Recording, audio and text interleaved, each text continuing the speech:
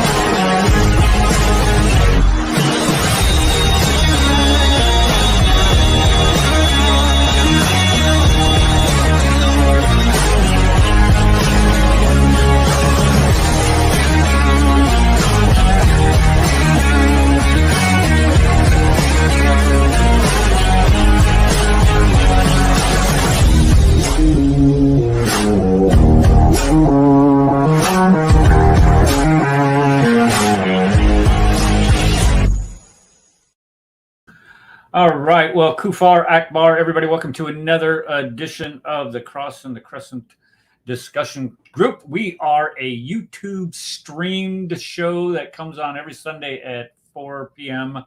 Central Standard Time till around 6 p.m.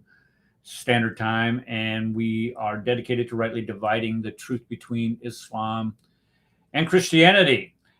We have panel discussions. We get people to come up on stage and they provide opinions and information about everything that we talk about. And usually that deals with mainly Islam, but we also do, like the last show that we did here was an apologetic on who and when the gospel, who wrote the gospels and when more specifically the gospels were written. And we figured out that they were written really early and exactly by those people who are given attribution to Matthew, Mark, Luke, and John.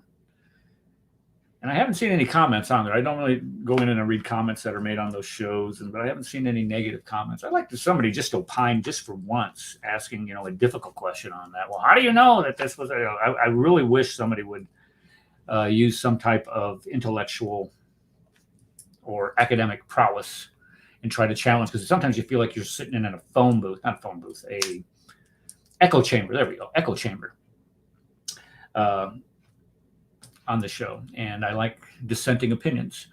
Okay, so today, what are we doing today? Well, we were supposed to have Paul join us, and he was going to discuss this topic that I have right here on the screen, almost coming up. Right there, this topic. He was going to talk about the Hijra in France. And last time we had the show, we had him. He was supposed to go last, and we run out of time. Rad went a little over, not a little over. He went way over on what he was talking about to begin with. But that that's all good. And then, of course, I sit there and bloviate for quite a while. And then we were supposed to have Paul, but the problem with having Paul wouldn't have had enough time to present. But he was supposed to present this morning or this afternoon, but not here. And let's see, the second thing that we're going to do today, let me get this over here, is we're going to talk about Meccan mythology. And I'm going to tell you why we're going to talk. We're going to beat that horse to death if it hasn't already. And then we're going to talk about a character, an Islamic character that has been out of the news for quite a while, who just happened to make it back in the news this week. I read an article on him this morning. I was like, how in the heck, where's this guy been? And if you guys, have any of you guys heard of Anjem Chowdhury? You guys ever heard of this guy? Oh yeah, the jihadi from UK. Yeah, he got himself arrested again. Oh, again? Yeah, darn. Sorry to see him get pulled off the streets, terrorist sponsoring piece of garbage. But we'll get to that soon enough. Okay, well, since Paul isn't here yet, I don't know. And if you guys don't know Paul gets on Usama Dakdak's show on Saturday evenings, and they start they start at 10 p.m. Yeah. Who starts the show at 10 p.m.? Usama does. Usama starts at 10 p.m. and they go at least until midnight. Now, I've been on that show presenting material before, not when he was streaming on YouTube, but when he was just only on Blog Talk Radio.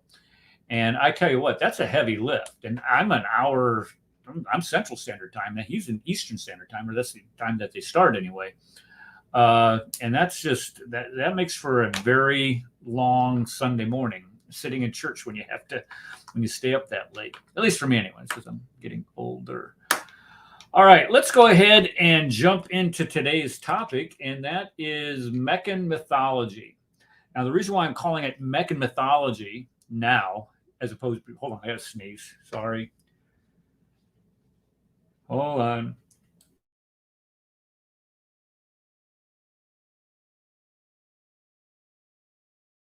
I hate that. When you go to sneeze and you can't sneeze.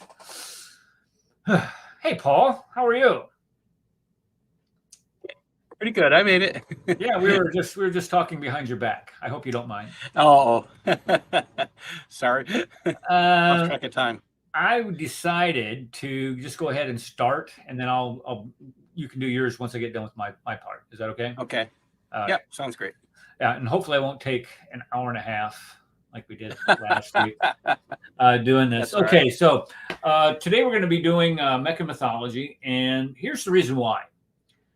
I firmly believe that Islam itself is like a three-legged stool. You have the Quran, you have Muhammad, and you have the city of Mecca. And if you remove any of those legs from that stool, what's going to happen to the stool? It goes tumbling down. And, we could sit here and argue all day long about the theological suppositions that we find in the Quran, or we can, talk about all the problems that are in the Quran, how it's anachronistic, how it's historically incoherent, how it's scientifically laughable, all those things. It's still not going to bother a Muslim because they believe the Quran, and the Quran has to be right. And in the end, you're making theological arguments, things that you cannot necessarily prove from a scientific perspective, I guess would be a great way to answer that. The second one is Muhammad. And here you hit a blind spot. Anytime that you mention the name Muhammad, it's automatically World War III. Whoop, up come the defenses, and you are not going to say, well, wait a second. Muhammad did this. Muhammad had people killed for criticizing him. Muhammad enslaved people, traded slaves, owned slaves. Muhammad raped women, encouraged his men to rape. And you can do all of this, say all of these things, and whoop, up goes that fence. But that's okay because it was a different time. It was a different place, don't you see? And it's okay because it's Muhammad. Right. It's Muhammad. Muhammad's the prophet of Allah. We all know this. Why? Because he has the Quran. We know the Quran is true because the Quran says it's true. We all know these things are to be true because we can prove them using circular reasoning. But here's the problem.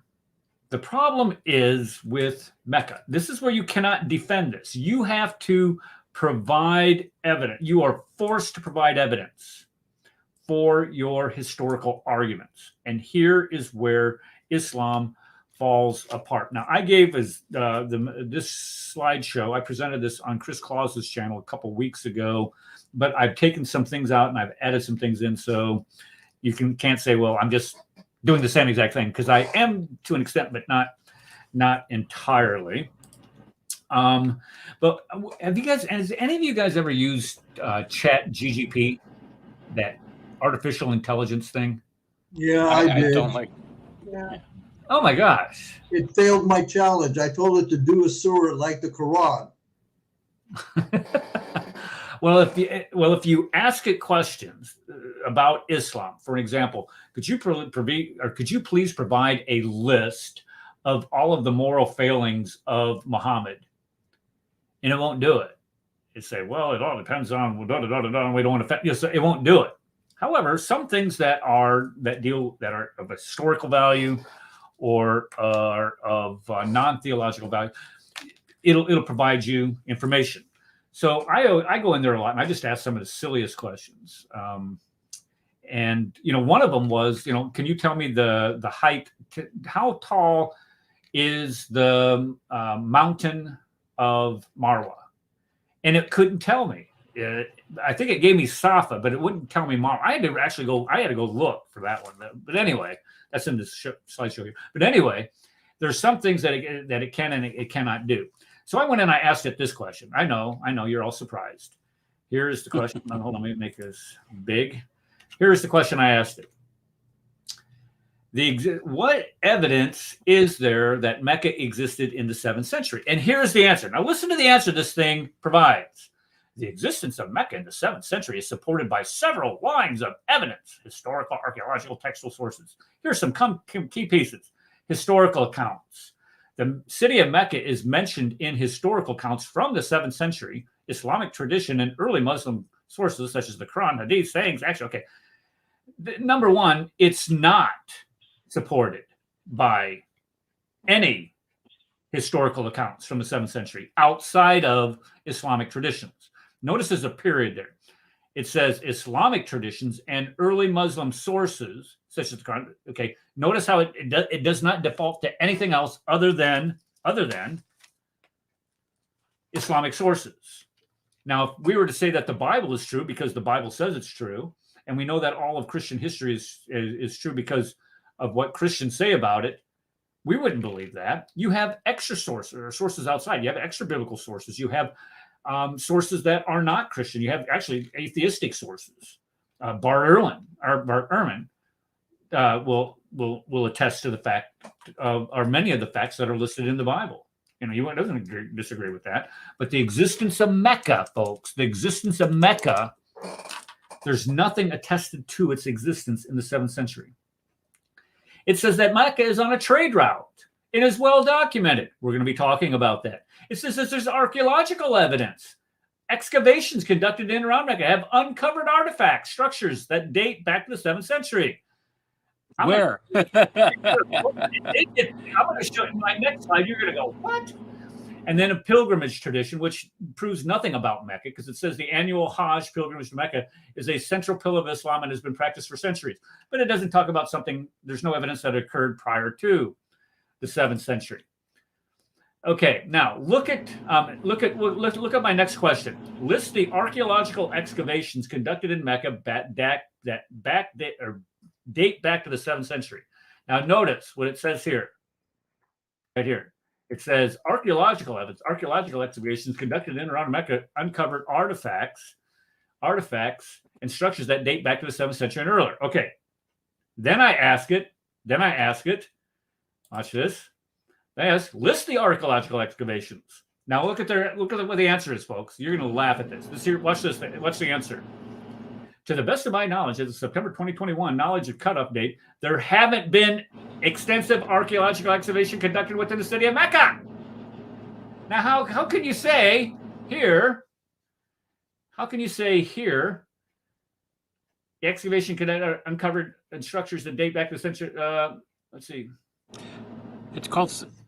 This is just a lack of logic that the average Muslim has. There's nothing there. Put this together. There's nothing there.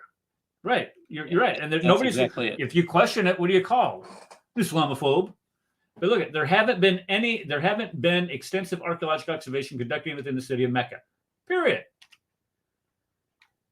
And then it lists some. However, I can provide some archaeological findings in the vicinity of Mecca that shed light, not in Mecca, but in the vicinity, evidently. So when we look at the difference between the vicinity and Mecca itself, there is a big, I could say that, we find archaeological evidence in Medina. That is in the Hijaz. That is the city of Mecca. Yeah, you can make that argument, but it's not Mecca. And that's the point. It's not Mecca. Why? Because Mecca didn't exist in the 7th century. Look at it. It says Mina is a valley located near Mecca.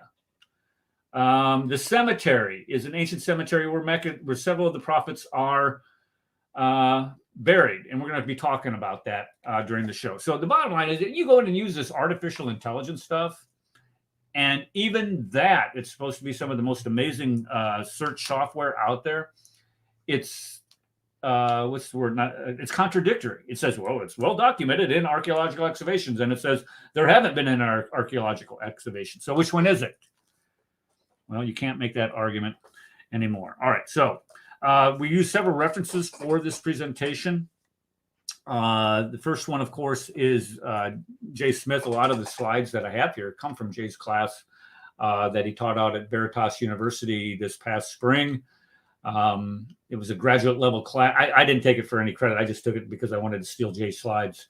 And he says, as long as you give attribution, you can use the slides any way you want to. So that's what I'm doing, is I'm using them any way I want to. And of course, I'm using evidence from Dan Gibson's book, Chronic Geography.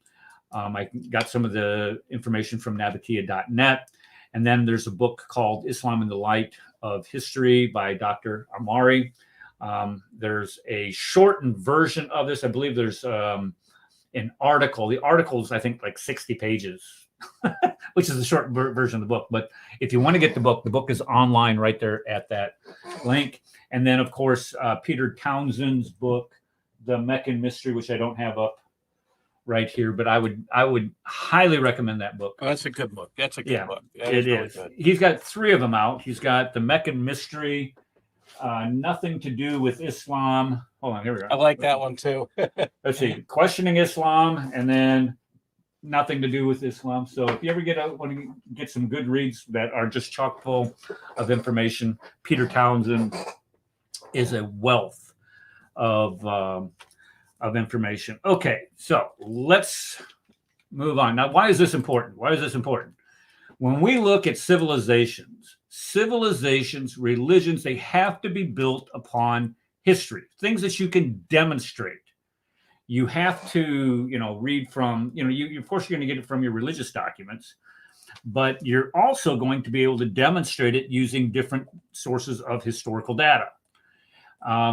And you can get this from all the different types of historical data, whether it's documentary, and even in the documentary, you have different genres. You can get it in archaeological digs. You can get it in artifacts. You have other ways to testify to the veracity of your religion.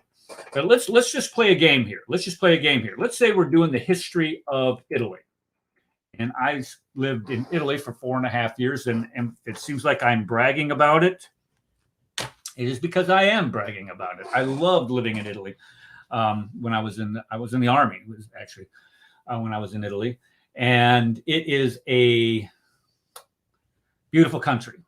The people there are rude, crude, and unacceptable at times, but it is a great country, and I love my Italian brothers. But let's say I'm reading a history of Italy, and I find information about Bella Napoli, city I lived in for 3 years, and then now you have Mount Vesuvio and what was the name of that coast? The Costa Amalfi, the Amalfi Coast there. I mean, it's just a beautiful place. And then you read about Milano, which is like the fashion center of the world. Now that's up in the northern Italy, where if anybody doesn't realize it, the people in the northern Italy don't claim the people that live in southern Italy. And Yes, they don't. It's like people in New York don't claim the people that live in Mississippi or something like, No. The people in New York State don't claim the people in New York City. Okay, that's even a better analogy. Thank you. Okay, so you got Milano, you got Napoli, then you got Firenze, you have Florence, where you have all the art there from the beginning of the Renaissance, and then you have Venezia, Venice, where you have all the canals, and you have authors that talk about Pisa, where you got a tower that sits a little sideways. And then you have people that talk about Genoa, which is up in northern Italy. You have all of these places mentioned in history, but nobody mentions in all of these places Roma. Nobody mentions Rome. Exactly, Andrew. Andrew hit it right on the head, right here. All roads lead to Rome. Every time you turn around, you see the sign, Rome this way, Rome that way, Rome this way. All signs lead to Rome. But nobody mentions Rome. Do any of you all think that would be problematic? If we were reading about Roman history, do you think that it would be problematic, or I'm sorry, Italian history, and nobody mentions Rome, that would be problematic? I mean, I would think so. Yeah, it would crush Italian history. Nobody mentions Rome, but here's Rome is supposed to be the center of their culture, but you don't have anybody mentioning it. This is the same thing with Mecca, folks. A lot of people can't wrap their minds around this, but this is true. This is the same thing with Mecca. You have all of these cities around Mecca, Yathrib, you have Najran, you have and we're going to go through them, but none of them, and they're all mentioned, and they all have a mountain of archaeological evidence to them, but nobody mentions Mecca. Really? It's like, shut your mouth. We don't. Hold on. I'm going and I have that. I was going to do that. Be quiet. Don't mention Mecca. It's like there's like some vast conspiracy to keep Mecca a secret.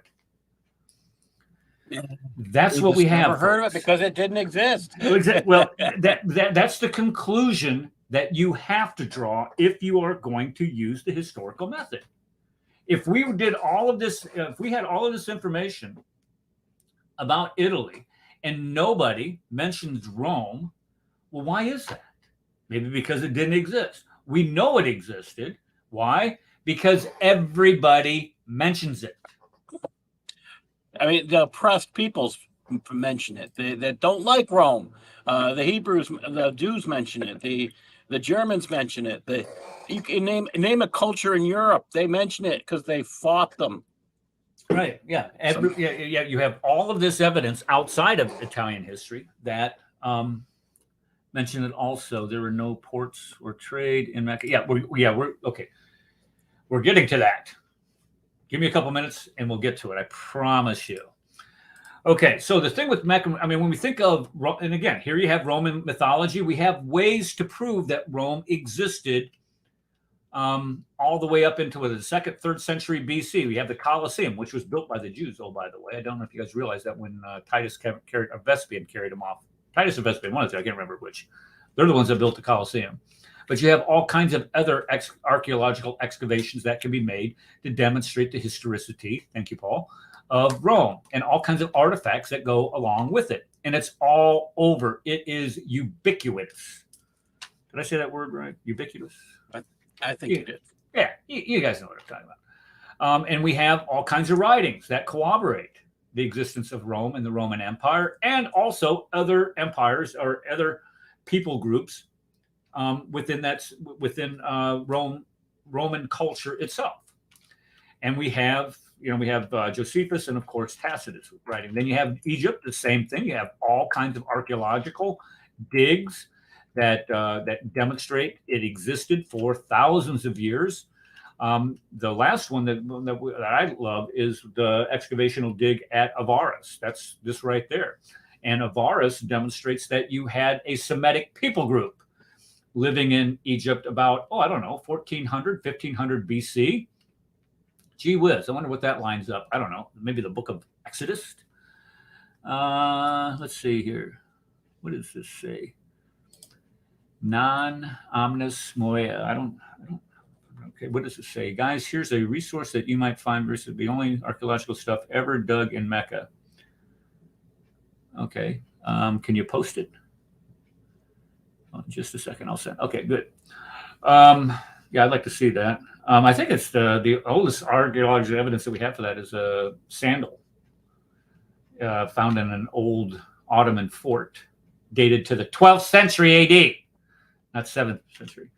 Okay, but we have Avaris, and then you have, of course, all kinds of, not cuneiform, what is it? Hieroglyphic, there we go. Hieroglyphics that describe all kinds of events that happened in Egyptian history. You have Greek history, you have the Acropolis there. All kinds of archaeological digs that demonstrate the historicity of the Greek Empire itself. We have so many artifacts that they had dug up during the preparation for the 2000 Olympics, that they had to start putting them in subway stations. I mentioned that before. And then we have all kinds of Greek literature to go along with it. And then Chinese, all the way in the Far East, you have all kinds of evidence demonstrating the historicity of their civilizations. When you compare this to Islamic civilization, the only thing we have is 200 years after its supposed founding by Muhammad at his death in 632. Okay, so let's look at Islam's early expansion. First off, You have Muhammad's empire when he dies in 632, encompasses this area right here. It's called the Hejaz, and that extends clear down to Yemen and the Arabian Sea, westward up along the Arabian coast to the Red Sea, and then all the way eastward into the central part of Arabia. Now, the second part of their Islamic history is called the Rashidun period. The Rashidun period is the time period of the four rightly guided caliphs. This would be Abu Bakr, Omar, Uthman, and Ali. Now, here's something that you need to, if you don't hear anything else in this first couple minutes of this presentation, listen to this part. Now, look at how far Islamic empire had expanded under these four caliphs. Expands all the way over here into Tripoli in North Africa and eastward into almost to the Indus River here over here in the Hindu Kush, over here into Afghanistan, and all of Arabia and all the way up into Asia itself. Now, here's what we need to understand.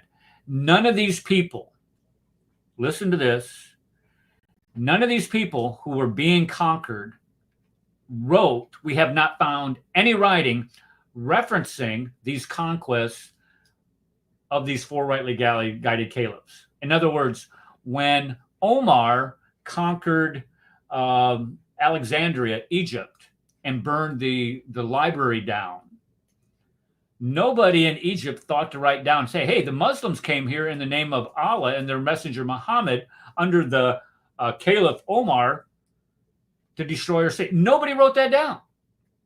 Nobody records outside of Islamic history the four rightly guided caliphs. The only people that are mentioned or start to get mentioned is during the Umayyad dynasty under Muawiyah. And Muawiyah is referenced as the leader of the faithful. And that's it. It doesn't say anything about Muhammad. Doesn't say anything about Islam. Doesn't say, nobody mentions the Quran. Nothing. Nothing is there, folks. Think of how important that is. Outside of Islamic literature, you have no references to the five most pivotal people, excuse me, in Islamic history. No mention of Muhammad. No mention of Abu Bakr. No mention of what's it say? Omar. Uthman or Ali. Uthman or Uthman, Ali, none of them are mentioned in any historical documents. It's really, I mean, when you're trying to do research, this is frustrating. Let me tell you, people, it is frustrating because the only place I can find them is in Islamic documents, and I'd like to read it from somebody else's perspective, and I can't find it. This is right. Look at this. This is right here. This is it. It's why? It's because they are a myth.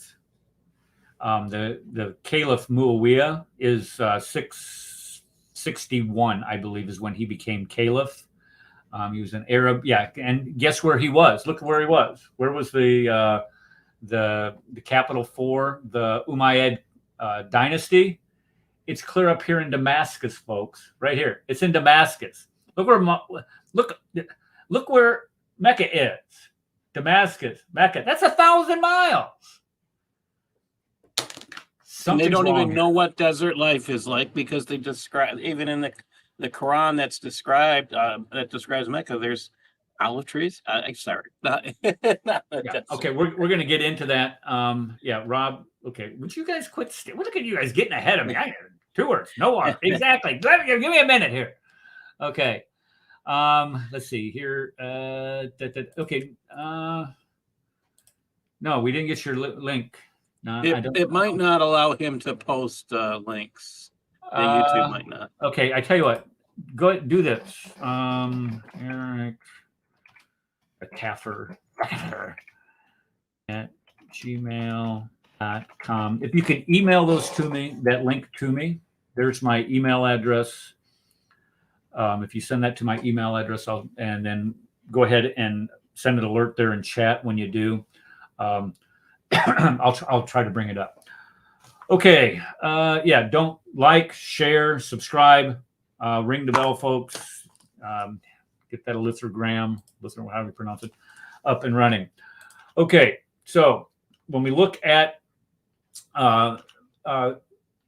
Islam itself, number one, there's no evidence outside of the sources for the existence of Mecca in the 7th century. There's no archaeological evidence for it, for the existence of Mecca in the 7th century. There's no manuscript evidence for it outside of Islam in the 7th century. And there's no corroborating, what I mean by Quranic evidence, internal evidence for the existence of Mecca in the 7th century. And I'll talk about that.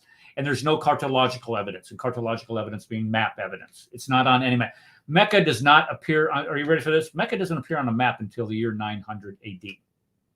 When did Muhammad die? 632.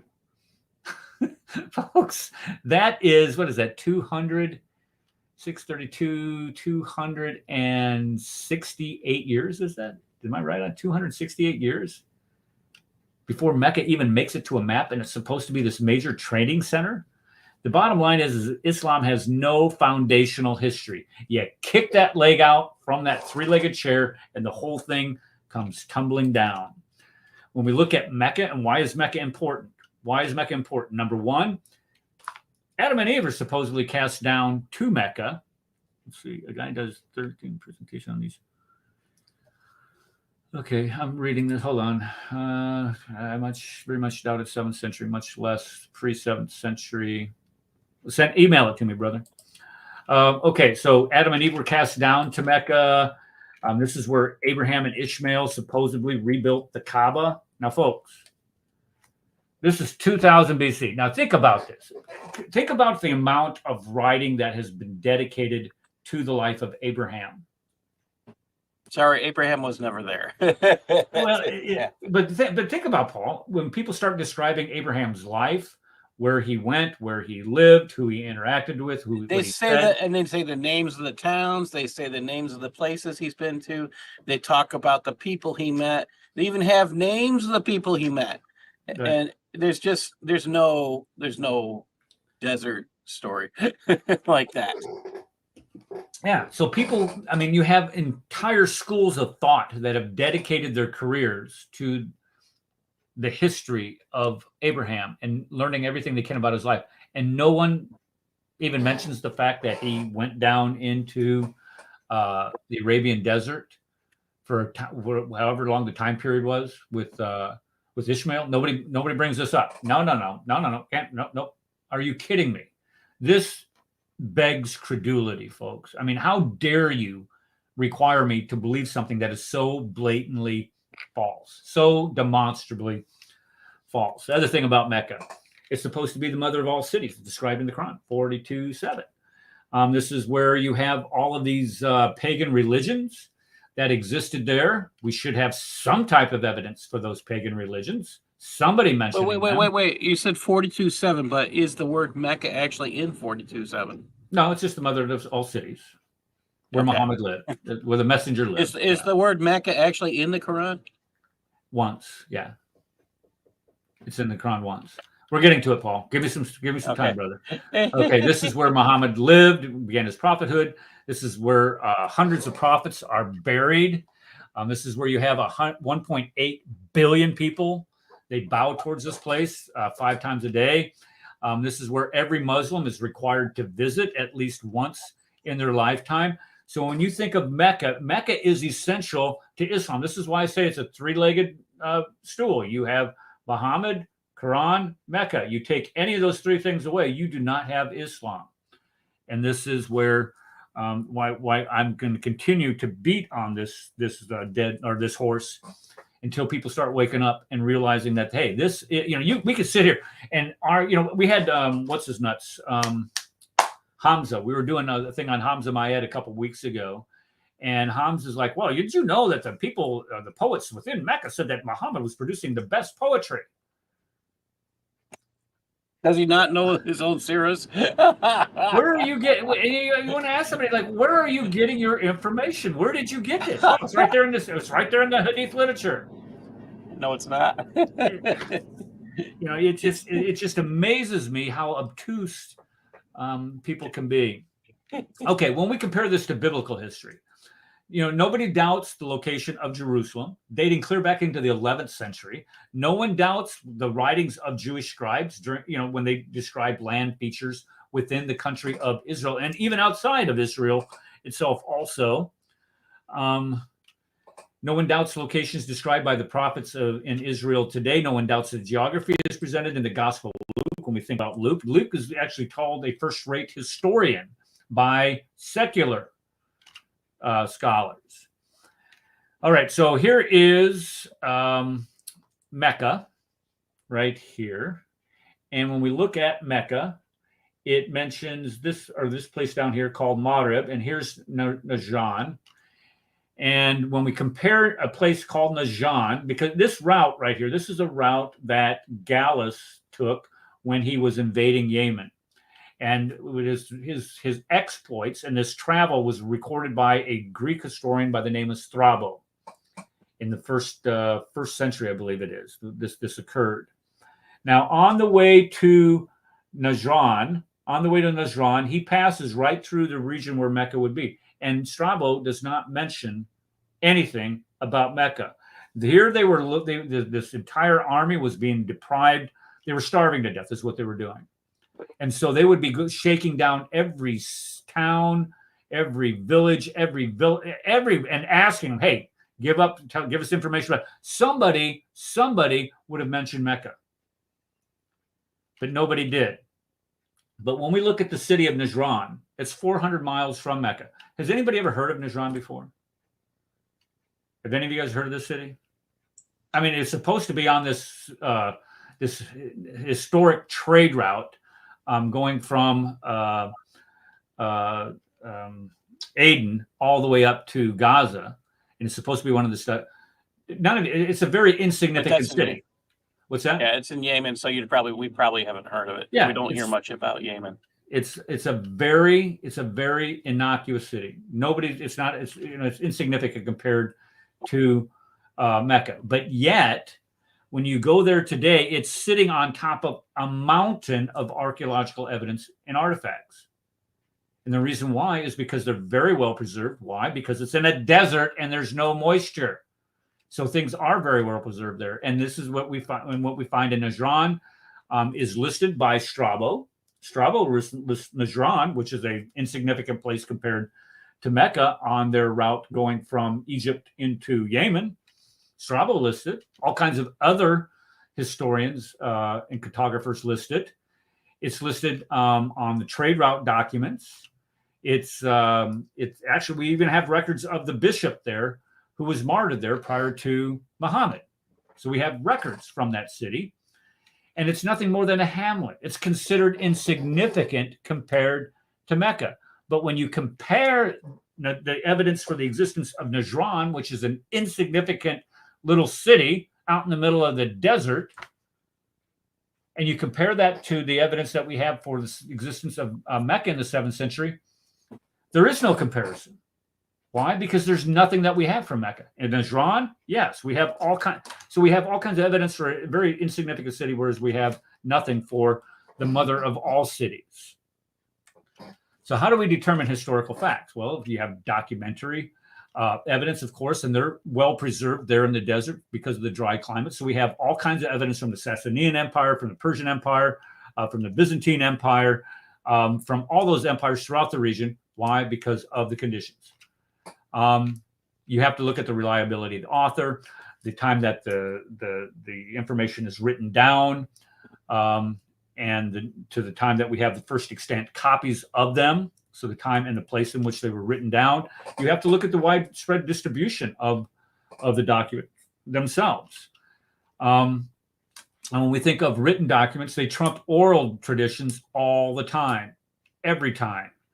So when we think of the Quran, or I'm not sorry, not the Quran, but when we think of Mecca, it's not on any of the trade route descriptions. It's not on any of the formal geographical conditions. It's not in the gazetteers. The gazetteers are informational pamphlets that were developed by these empires when they were advising their military commanders to go out into certain regions, and it would tell them about what language they speak, what their religious practices were, what the geography was like.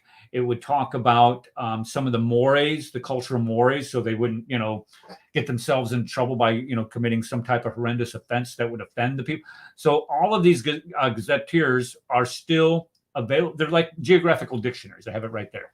Then, of course, you got correspondence, letters. Nobody in any of these things mentions Mecca. And then, of course, you have archaeological evidence demonstrating the existence of places for, I don't know, like old mosques, for example, that face the wrong direction, for example.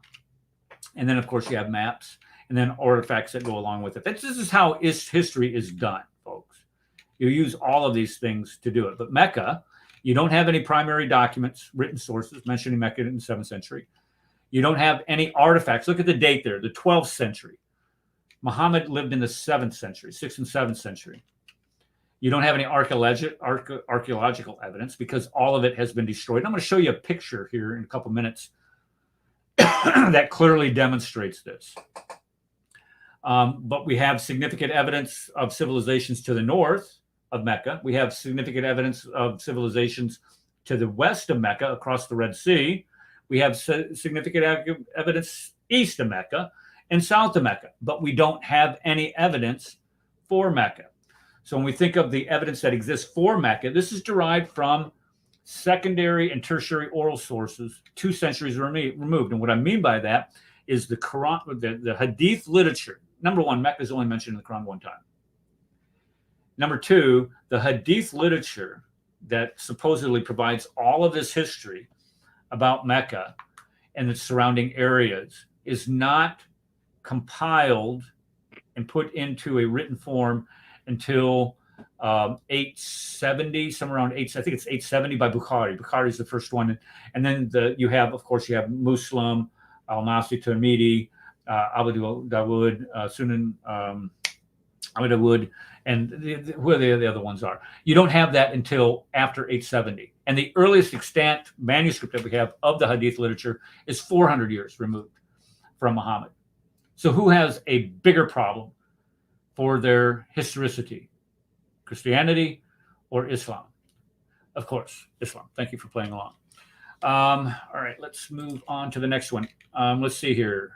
Islamic evidence for Mecca is derived mainly from the Quran, which was written in the 5th century, because we have a Quran that was actually written before the Quran. I don't know if you guys have ever heard of the Sana manuscript. Who's heard of the Sana manuscript? Oh, okay. You've introduced it, yes. Yeah, the Sana manuscript, carbon dated to, I think it was like 478 or something like that. And it has, it's a palimpsest, meaning that it was written, you have an underwriting that was wiped off, and then it was written, and then a new text written above it. And the new text does not match the underwriting. I would highly encourage you to go look up the Sana manuscript and the evidence for that. It clearly demonstrates that the Quran was a development over time, but I'm not even going to argue that right now because we're just looking at the evidence for Mecca. Then you have, of course, the biography of Ibn Ishaq and Ibn Hisham, and that's dated to 200 years after the death of Muhammad. So 200 years after the death of Muhammad, we have somebody describing these places that supposedly existed in the 7th century. This is the 9th century, folks. Muhammad lived in the 7th, 6th, and 7th century. And then, of course, you have all the Hadith literature. Oh, I do have it written here. But this was developed mainly during the Abbasid Empire when it starts to decline in 861. Now, look at the date here. Guys, this is 200 and some change, 230 years after the death of Muhammad. So this Hadith literature starts to be written down during the decline of the Abbasid Empire. Now, here's the fact that I learned from Peter Townsend's book. I didn't realize this, but the Jews, when they were living in that in the region in around Baghdad, because the Umayyad Empire was in Damascus, and then when the Abbasids took over, I believe it was 750ish, somewhere around there, the Abbasids moved the capital to Baghdad. So now you're in Baghdad, and you have this explosion of a Hadith literature being developed. And the Hadith literature is very similar, culturally anyway, to Talmudic traditions, the oral traditions of the Jews. And then you have the Babylonian Talmud, being developed at this time. So the Muslims, as they move into this area and start to gain control of this area, they start seeing what the Jews are doing, and they see what the Jews are doing and say, hey, let's do that. And if you notice, oh, by the way, many of the later editions of the Hadith literature, meaning the Hadith that come late, are not are much longer than the earlier ones. So where did all this new additional information come from? Not the sources. This is what we call embellishment. Anyway, what else do we have here? We have Bukhari. Okay, I talked about Bukhari being written down 870. We have Muslim 875, Al-Nasi 915, Abu Dawud 888, Tirmidhi 892, and Sunan Ibn Majah 877. So you have it. Essentially, you have 6 to 7 generations of material that is being developed before it's written down. What is the likelihood of this being accurate?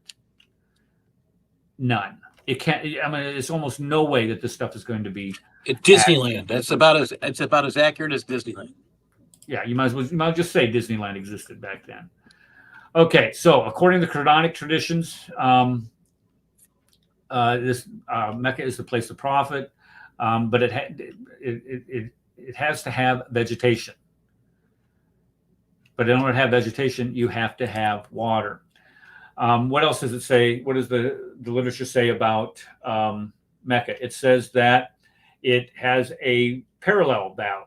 And this is in Ibn Hisham, Bukhari. Let me make this bigger. I'm sorry. I can't hardly see this. I want to make sure you can see the sources. So it's supposed to have a parallel valley. It does not have a parallel valley. Safa and Marwa have shrines atop them, according to Ibn Hisham from the Sirah. It's supposed to have a stream going through it. It doesn't have a stream. You know why it doesn't have a stream? It's a desert. It's a desert. It doesn't have any water in it. It's supposed to have fields. What do fields need? Water. It doesn't, and dirt. It doesn't have any. It's supposed to have trees. And I promise you, if you go into Mecca today and you start digging in some undisturbed soil, if you want to call it that, you are not going to find the pollens or spores of trees, of the existence of trees there. You're not going to do it. You might get arrested for daring to dig, too. Oh, yeah. How dare you try to demonstrate the veracity of our literature? It's supposed to have grass. It doesn't have any grass there. Why? It doesn't have any water. I'm supposed to have fruit trees. No fruit trees. Why? Because it doesn't have any water. You're supposed to have clay and loam. This is dirt, tillable soil, and you do not have that. It's supposed to grow grapes, grain, pomegranates. It's not there. Why? Because there's no water. It's supposed to have olive trees. Olive trees don't exist until you get way up north around in the Mediterranean region. It's supposed to have mountains overlooking the Kaaba. There's no mountains overlooking the Kaaba. The Mecca is on a plain. It's not in a valley. And where are the pagans? The pagans, the mushrikun, were supposed to raise livestock. And one of the things that Muhammad wrote against the mushrikun was they used to clip the ears of their livestock. Nobody is raising livestock in Mecca. Why? Because there's no water. No water, no food. No food, no livestock. It's that simple. It's not in a valley. It's near, and here's the thing: its nearest mountains are 2 miles away. And there's a hadith that suggests that they were observing a battle from the mountains in Mecca. Yes, and it's 2 miles. You can't see that far, but yet there they are. Now, when we look at the Quran itself and where it positions other cities or other people groups, you have 2 of them that are named, or 3 of them that are named. The Quran itself only has 65 geographical references. In the entire Quran, you only have 65 references to specific locations. Now we'll look at the numbers here. Of those 65, 54 of these references are 600 miles away. Let me say that again. Of the 65 geographical references in the Quran, 54 of those geographical references that are in the Quran are 600 miles away from Mecca. It only names 9 different places entirely, and mostly it's just referring to people groups. When you look at Ad, look where Ad is. It's clear up here by Petra. It mentions Thalmud 24 times. This is your Nabatean culture. And then it mentions the people of Midian. Midian's mentioned 7 times. So you add these numbers up, that comes to 54. Am I right on that? It's 47 plus 7 that's 54. So it mentions all of these people. It's 600 miles from Mecca. And of the 65 places that the Quran mentions, 54 of them are 600 miles away. Why is that? Why is that? Maybe it's because it is opining the Quran, Mecca didn't exist, and it was up here someplace originally. And I'm not going to say it was Petra, or I'm not going to say it was Jerusalem, or I'm not going to say it's someplace, something like Basra or whatever. I'm not going to say that. But what I am going to say, and what I'm trying to make sure that you all understand here, is that this Quran was written describing places and people groups that are 600 miles away from the place where it pretends to originate at. It's too far away, period. When we look at the Hadith writers were geographically ignorant of southern Arabia. When you look at the later Hadith, as I mentioned just a couple minutes ago, they're much more detailed. Ooh, gee whiz, I wonder why that is. Embellishment. And I just mentioned that they were able to watch a mountain or a battle 2 miles away or over a mile away. Safa and Marwa are very high peaks with a valley in between them. That's not true. Safa and Marwa are nothing but big old rocks. Ishaq claims that Mecca and the Kaaba had many trees, had so many trees that it had to have a clearing project done. And we know that's impossible. Why? Because there are no trees. And we think of his warriors, Muhammad's warriors, his henchmen, they're buying land evidently up in Syria. And that's 800 miles. Why are they doing that? Why are they, if you live in Mecca and you work for, why are you buying land clear up in Syria? Because you don't want to live in the desert. Well, I mean, it's supposed to be, these are the contemporaries of Muhammad. Why are they purchasing land up in Syria? It makes no sense at all. And when we look at Mecca itself, let me go back here. I'm sorry. Mecca itself, there are no trees there. There's no grapes. There's no pomegranates. There's no grass. There's no nothing. That's just, actually, there's nothing there anymore besides what they've built right here.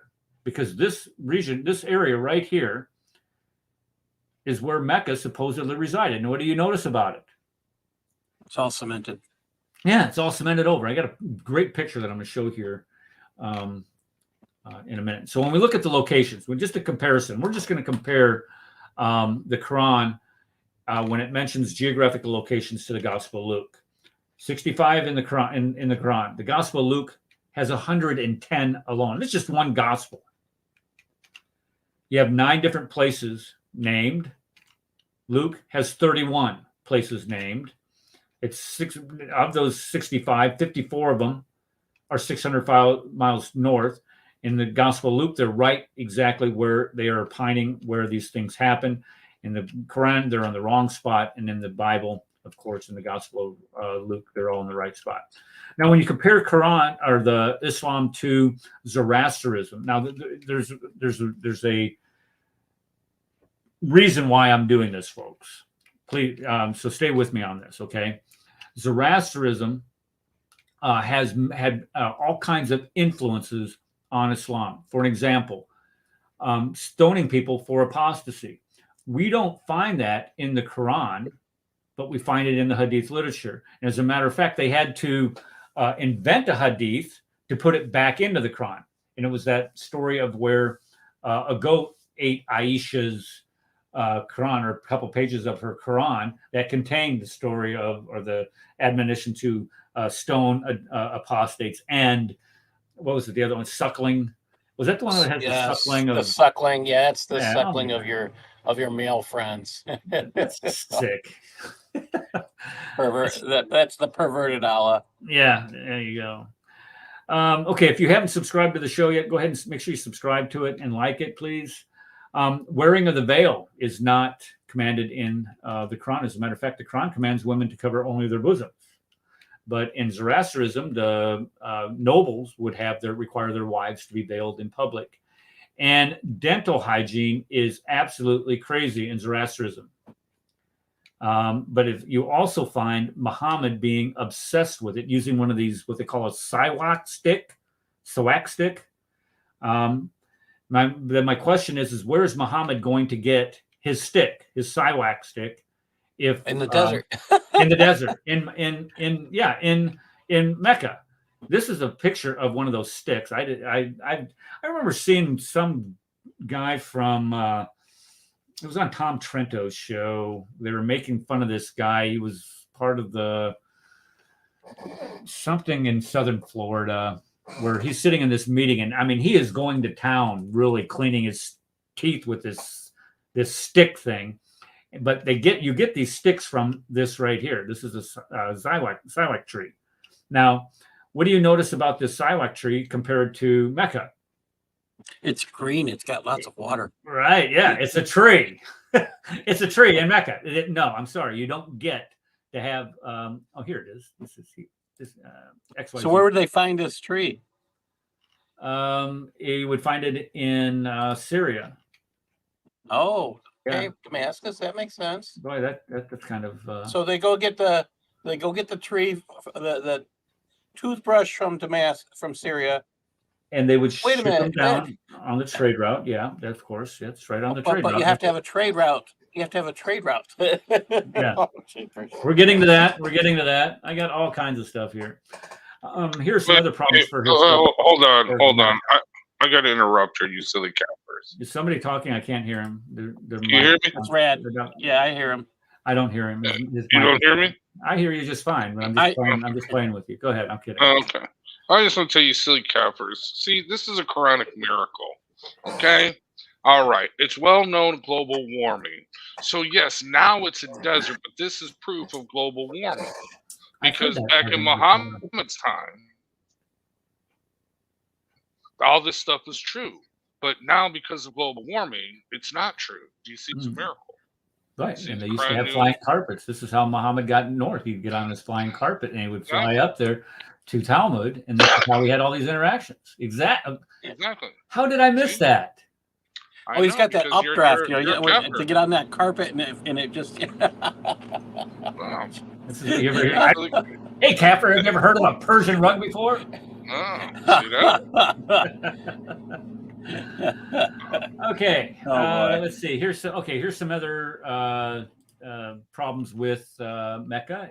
Or Islam, it's historical Mecca. Number one, the initial capital of the Umayyads was in Damascus, which is over 1,000 miles away. And then Abbasid Empire, their capital is Baghdad, which is 1,100 miles away. They're way too far away from the holy city. None of the rightly guided caliphs are mentioned anywhere outside of Islamic literature. I mentioned that already. The Quraysh tribe is not mentioned anywhere outside of Islamic literature. Now, why is this important? Okay, so this is important for a couple reasons, but the biggest reason is those gazetteers that I was mentioning. The Sasanian Empire and the Byzantine Empire were at war for 2 centuries, folks. 2 centuries. These people are just duking it out. They're just, one's taking over the other's taking. Anyway, they need people to fight in their army. They need mercenaries to fight. So, in order to get these mercenaries, what do you think you're just going to do? Go, pluck somebody off a tree? No, you have to know where to find people to fight in your armies, and you're going to write down. And they have extensive records of and descriptions of specific towns, specific tribes, who they can recruit from. And you guess how many mention the Quraysh tribe? Nobody mentions the Quraysh tribe. 0. You have 0 outside of Islamic literature, you have zero references to the Quraysh. That is, if I'm a Muslim, that is extremely troubling. So the Quraysh aren't mentioned, especially anywhere. because they consider themselves the best ethnically.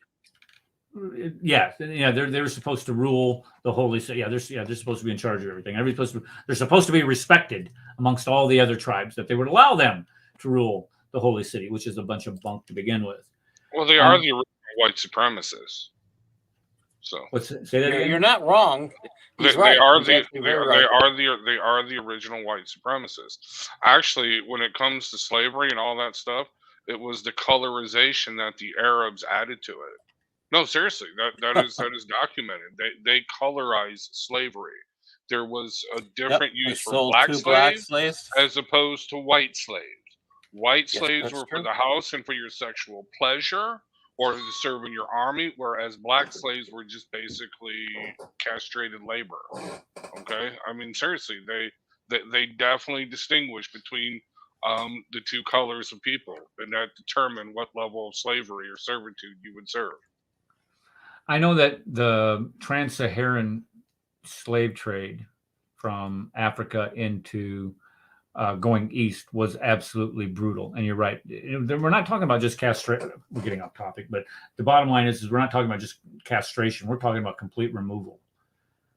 And without any type of anesthetic or what? Again, new science of transsexualism. They were doing this. This is all just wonderful miracles of Islam. I'm telling you, they were ahead of the science before the science. Oh boy! See, we're societal pioneers. That's all. That was their solution. Just chop it off. And they wouldn't treat them. I mean, a lot of these 90%, almost 90% of the people taken in slavery going east died en route. 90%. And we think of how brutal the transatlantic slave trade was. That's 10 to 15%. As terrible and brutal as that is, you get 90%. And, you have, people from the Nation of Islam sit there and want to preach to, us descendants of the colonial American, colonial European. Have you looked and seen what your people, it's just absolutely, anyway. All right, let's get back to this. I don't want to get off on that. Okay. So, and you have, here you have a writing in Tabari, who is the historian for Islam. He talks about people coming from Medina, entering Mecca from the south. So what they would do is they would come from Medina and they would go south of Mecca and then come up. And then he also talks about when the people from the Quraysh attacked Medina, they were going north to Medina and attacking it from this direction. And that makes no sense unless Mecca was originally somewhere up here. So if you're going to go from Medina to Mecca, you would enter it from the south. If you're going to attack Mecca, if you're going to attack Medina from Mecca, you would go south to it. But if it's down here, that does not make any sense at all. So what are they doing with Mecca today? Well, if we look at Mecca today has been basically excavated and covered over in cement. They built this big clock tower there. That's the world's 4th largest building, and it has the largest clock face on it. It's, the purpose behind it is to replace Greenwich Mean Time, Big Ben clock in England, with Arab Mean Time, which would completely transform the world's timing pieces on it. But when we look at the southern expansion, what they're doing is they're basically destroying the evidence. Now look here, this is where Khadijah's house was, and this is supposed to be the birthplace right here of Muhammad. But I want to show you something, a picture I ran across today. I don't have it. Hold on. I'm not going to do it. I'll get to it, I promise you. But it shows how deep they had to dig in order to get to build these skyscrapers. It'll blow your mind. Okay, so was Mecca known in the 7th century? The obvious answer is no. And we know, and if you look in the literature of these empires, for example, this Syrian Empire, and Syrian Empire, of course, this was the empire that carried off the northern kingdoms of Israel in the 6th, 7th, and 8th centuries, or 8th century BC. The Assyrians don't mention it. You have the Babylonian Empire. They don't mention it. You have the Roman Empire. The Roman Empire, we have all of the writings from all of these people, like Strabo, Pliny the Elder, Ptolemy. We've talked about Ptolemy. We did a whole show on Ptolemy. If you want to use Ptolemy as Ptolemy mentions Mecca, if you want to try that, go ahead. Come up on send me your request it there in chat, and I'll send you the link, and we can talk about that. We have the Persian Empire, which became later the Sasanian Empire. They don't mention it. What about closer empires? Well, when you look at the Nabatean Empire, which is to the north, they don't mention Mecca. You have the Sabians to the south. They don't mention Mecca. You have the Hamar. You know, I have this written down. Hold on just a second. Let me, because these guys, these civilizations here, folks, it's absolutely nuts what they do mention. For example, let's see here, the Nabatean, we have lists of kings from the Nabatean Empire. We have lists of the wars that they fought.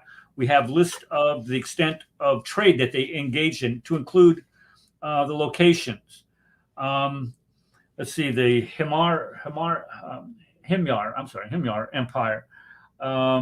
Here you have several of the rulers were Jewish themselves. We have all kinds of documents describing the lives of their kings. We have inscriptions on buildings and dams that describe this kingdom. We have all kinds of records where they traded with caravans going through that region with them. And then you have the Kinda. Is that up here? The Zidi, where's the Kinda? Here's the Kinda Empire. The Kinda Empire, you have, let's see, several kings listed. We have, you have descriptions of interactions they had with you have descriptions of this kingdom interacting with this kingdom here. But none of these empires mention Mecca. The Qadarites, I can't remember how you pronounce that. Let's see here. I don't have any, but they don't mention Mecca at all. And then you have, of course, these empires, these African empires here to the west of Mecca. None of them mention Mecca at all.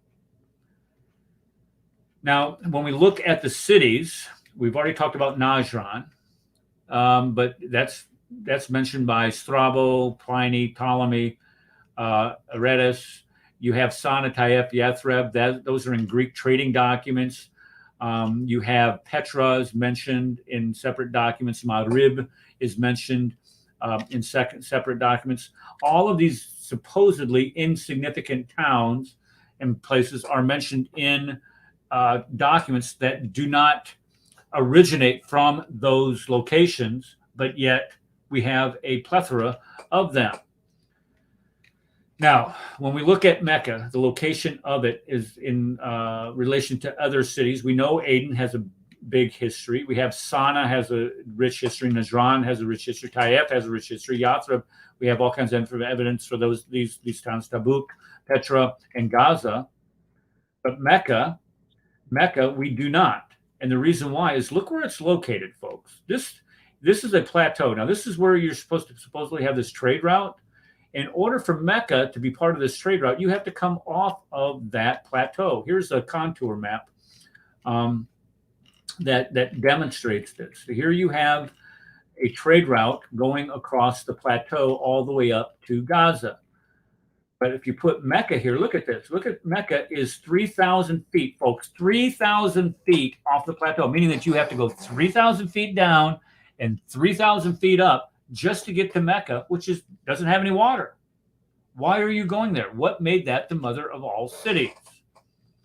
The first mention of Mecca is in this book, Apocalypse of Pseudo-Malthadius, Continuato, or Tenitio, how do we pronounce it? Byzantia Arabica. Ashio. Continue Ashio, I think it is.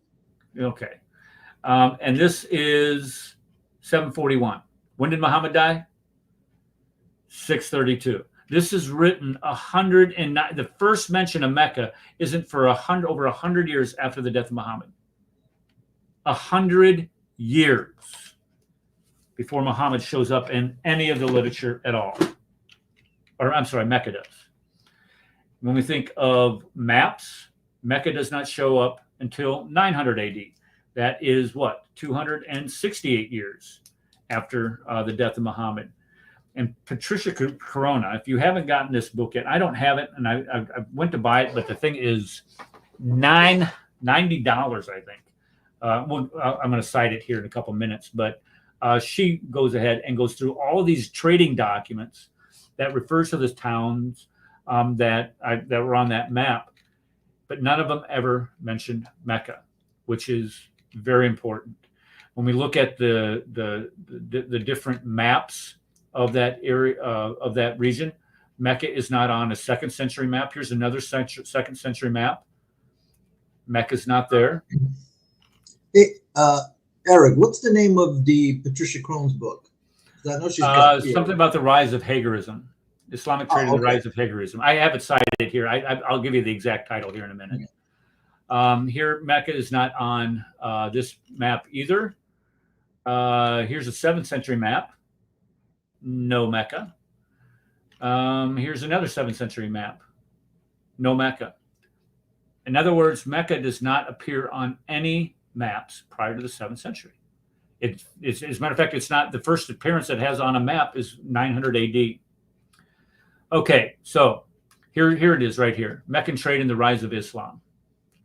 Here's where Patricia Corona debunks this notion of Mecca being on the trade route. She first starts off with the commodities. What commodities are there out there for them to trade in in such an inhospitable environment? Prior to the 7th century, you had a big trade in incense coming from India because of paganism, but after Christianity dominated the region, there was no more need for incense. And so the only thing that they would turn to is low value commodities such as dates, leather, and salt. And you're not going to build an empire by using dates, leather, and salt. So this idea put forth, this trade route theory put forth by Montgomery Watts, is debunked by Patricia Corona. She debunked it because she shows on a map here. Here's the map. Here's what Montgomery Watts was postulating. Goods would come from India through the Arabian Sea up through the Persian Gulf and into the Sassanid or the Persian Empire, and then across the Persian Empire into the Byzantine Empire, and then sold throughout Europe. However, when you had the Byzantine Empire and the Sassanid Empire go to war for 2 centuries, all of that fell apart. So in order to subvert that, the idea is that they would come across the Arabian Sea and then they would be offloaded into Aden here and they would be shipped up to Gaza. And they would get to Taif, come off the plateau, go down to Mecca, back up to Tabuk, I think it is. I can't remember what name of that town is right there. Maybe it's Khaybar. I can't remember. Anyway, and then go up to Gaza and go out that way. But when you look, or it's Yathrib, I'm sorry, Tabuk is up here. So when you look at this, remember, Mecca is on a plateau. It's 3,000 feet off there. So you can't, this is why Patricia Corona was able to debunk this, because you're not going to have people offload goods in Aden, transported across the most inhospitable environment possible up to Gaza, when all you have to do is just keep it on the boat. And you have all kinds of ports on the western side of the Red Sea to get it up there. It makes absolutely no sense to transport it across land when you can keep it on a boat and have it go up the Red Sea. So she tore Montgomery Watts' theory completely to shreds, and she was able to debunk it by using documents, source documents. When we look at the cities along the western coast of Africa, the eastern coast of Africa, western coast of Arabia, and the Red Sea, we have documents supporting all of these cities. Here's these port cities prior to Muhammad, prior to Mecca, And none of them mention, the documents that we have from them, mention Mecca. But all of these dates here, they predate Islam. And they're all within 1 day, 1 day's journey of each other. And when you think of Yambu, that which is supposed to start Yathrib, and when you think of Jeddah, that didn't exist in the 7th century. There's no record of Jeddah, which is supposed to support Mecca. That didn't exist in the 7th century. So the bottom line is that the trade did not go along the western coast of Arabia. It went up the Red Sea. So this idea that Mecca was this mother of all cities, that supposedly trade went through it, is completely incorrect. Not only is it not on the trade route, but number two, it's 3,000 feet off of the plateau. And number three, it has no water. So there's no way that Mecca is going to be part of any trade route theory. Okay, so why don't we have any history in Mecca? Look at these pictures, and you already alluded to this. Look at these pictures. They're bleak. Why? Because they're in a desert. And the soil there has never been able to support any vegetation. Why is that important? Why? Well, here's the reason why. Because, hold on, let me get up to it. Mecca, if we look at Mecca, Mecca is supposed to, if there's no vegetation, you're not going to have any people. I think this is Jay Smith's slide here. Here it is. Okay. So, number one, where there is a desert, there's no water. Where there is no water, there is no food. Where there is no food, there are no people. Where there are no towns, there are no cities. Where there are no cities, there's no civilization. Where there's no civilization, there's no history. Where there's no history, you don't have Islam. That's the bottom, and that's the easiest way to debunk this idea of Mecca being this mother of all cities and existing in the 7th century as part of the trade route. If you look at the Zamzam well in Mecca is a joke. Let's look at this really quick. I'm going to try to go fast here because I still have quite a bit to do. Here's what we know about the well itself. Here's the oldest picture of the well in the 1800s. It was about 30 feet wide. Here's a 1950s look, looking down into it. Here in 1953, they're drawing water by hand. Then they built a building over the top of it because it was such a popular shrine. But then in 1963, they put the well underground. Where the Muslims walk around the Kaaba today, which is over here. It's actually on a platform. It's not on the original site. So if you look here today, here's where the Zamzam well is. Okay, so here's the big problem. In 1963, when they moved the well underground, they dug it deeper to 31 meters. But yet it's only 21 meters from the Kaaba. Now, if you remember, the history behind the Zamzam well was what? Well, this is supposed to commemorate Hagar running in between the hills of Safa and Marwa because she's been cast out by Abraham. Well, when we look at the Zamzam well, that's only 21. That's 60 feet from the Kaaba, folks. Why don't you have Ishmael go say, "Hey, Ma, come back inside. Come back in." You're not cast out into the desert if you're only 60 feet from the Kaaba. That's an impossibility. Wait. What? Here. Well, you have to look at it this way. They're saying their claim is that Abraham built that building and that it would have been a place that he had been. So when they kicked out Hagar, that was the claim that she only went X amount of feet away. That's not a kick out. That's I'm going on a little vacation and I'll be back in a few minutes. She's not even going, folks. This is only 60 feet away from the Kaaba. Don't you think if the Kaaba was supposed to be this critical, important place, that somebody would have been able to give her a cup of water within that vicinity? This story makes zero sense, and it's going to make probably no water there. I say that.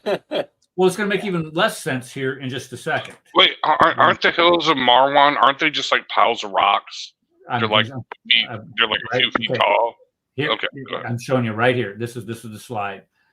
Safa and Marwa are supposed to be mountains. Hagar ran in between. Now here's Safa, and here's Marwa. I think I have that right. Let me make sure. They don't look very big.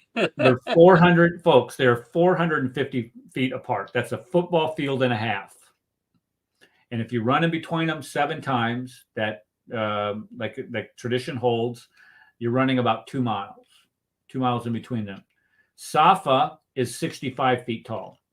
Marwa is 75 feet tall. And that's a mountain to them. Those are supposed to be mountains. Not these mountains out here. No. Not this mountain. No. Not this. No. These are mountains right here. Hey, Adam was taller than the mountains. Adam was tall. You're exactly right. Adam He was 90 feet tall. There you go. So these things aren't mountains. They're just big. Now they're big. I know they're rocks and big rocks, granted, but these things are not mountains. So in other words, Hagar is running in between 2 rocks in her own backyard. If we were to believe the standard Islamic narrative is that this is where Hagar did this. She was out for a jog. And she might have been. I hope she took her pepper spray, because you never know what's out there in the middle of the desert. Or if you're going on the Hajj, that's the most dangerous place to be a female. And here's what, okay, so here's Safa, here's Marwa, or I can't remember which one is. One of these, it's either Safa or Marwa, one of the two. And then here's the Zamzam well. How much sense does that make? That makes zero sense. No sense. No sense. But it's Islam, so it doesn't have to make sense. And this is, and you don't have to think about it either. And this is a picture of this building right here from this side right over here. This right here. So it's not, you can see it's not very high at all. I mean, these rocks are not that big. No, it sounds like my childhood playground in the valley. Did you have to go looking for water when you did that? Oh, that was about the river. Oh, okay. Well, then you didn't have, okay.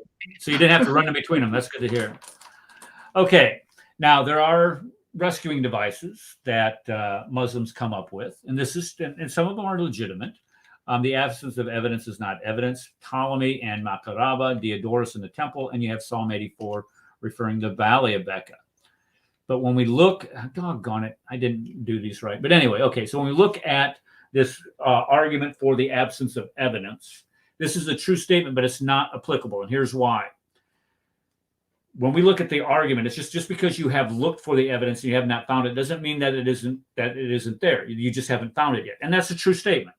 But the problem is right here. Islamic scholars are not looking for this evidence. They've destroyed it. They've graded over and cemented over it. When you look at other towns that are nearby, they have evidence, mountains of evidence supporting them, such as Najran. But nothing exists for Mecca.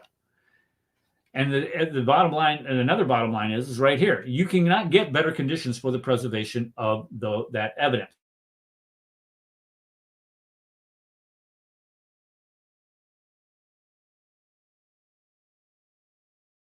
But look at this picture here, folks. When they are building these skyscrapers, right here, this is ground level right here. Look how much further down you have to dig in order to lay the foundation for those buildings. When they dug all the way down here, if Mecca is indeed this city, this ancient city. Now, I'm going to put this back up here in a second, but think about this. If Mecca is indeed this ancient city that has existed since the time of Adam and Eve, whatever, or Abraham and Ishmael supposedly built the Kaaba or rebuilt the Kaaba, there's got to be something in that 30, 40 feet going down that they excavated to build these buildings. And there's nothing. They have found nothing. And the reason why they have found nothing is because nothing is there. If they would have found something, you know darn good and well that you would have every Dawagandist saying, here's a coin. We found this coin. It dates clear back to the 5th century. They didn't even bother. You know, what's really bad is if they had, had some imagination, they could have planted crap. But they were too afraid that everybody else would figure it out. But I tell you, the easiest place that they could go, I've posted this all over these discussions that I've had with people in Facebook. The easiest place to find archaeological evidence would be to go down to the Zamzam well. That thing it sits right. I mean, you would find all kinds of pottery because people drop those pots all the time when they're walking down those steps. You slip, you fall, there goes a pot. And we'll go home, get another one, come back and fill it up. That would be easy, but they haven't done that. And the reason why they haven't done that is because there's nothing there. Nothing there. Yes. Not a thing. But again, let me put this picture back up here. Look how deep they have to dig for this thing. Look at how far down they have to dig in order to build these skyscrapers. Imagine how far they had. It's about another 10 stories down below, at least. I don't know, but I mean, just think about how far they would have had to dig for that big clock tower, the world's largest building. It's incredible. Yeah, it's about 20 stories below, I believe. Okay, Ptolemy and Makaraba. Ptolemy, of course, we did a whole show on him. If you want to go back, it's on Bob the Builder's Speaker's Corners channel. Again, find the evidence for Mecca, and I dare you. Ptolemy never visited Arabia in his lifetime. I double dog dare you. Double dog. Okay, thank you for upping the ante on that one, Red. Thank you. When we look at Mecca, according to Ptolemy's map, he places Mecca east of Medina. And when we look at a map, Mecca is located west of Medina. Now, both of them are south. Hey, Brad. I know you said double dog, but that might turn a Muslim off. So maybe double Aisha. I don't know. Okay. When we look at Dr. Patricia Corona compared Mecca and Makaraba to one another, and they are etymologically different, meaning their origins are different. They have nothing to do with one another. Here's what she writes. And she writes 15 and reads, and speaks 15 different archaic languages. She says the plain truth is that the name Makaraba has nothing to do with Mecca, and the location indicated by Ptolemy for Makaraba is in no way dictates identification of the two. Absolutely, yes. And the other thing is that nobody else mentions Makaraba in any other ancient documents. The only place that it occurs is in Ptolemy's 2nd century document, where he mentions this city, and the city is placed in the wrong area if it's supposed to be Mecca. So when we look at the people that did write about that region where Mecca is located, they all say, everyone says, who opines upon it anyway, says that it's uninhabitable. You can't live there. Why can't you live there? No water. No water. No water's there. Okay. The other one is Diodorus in the temple.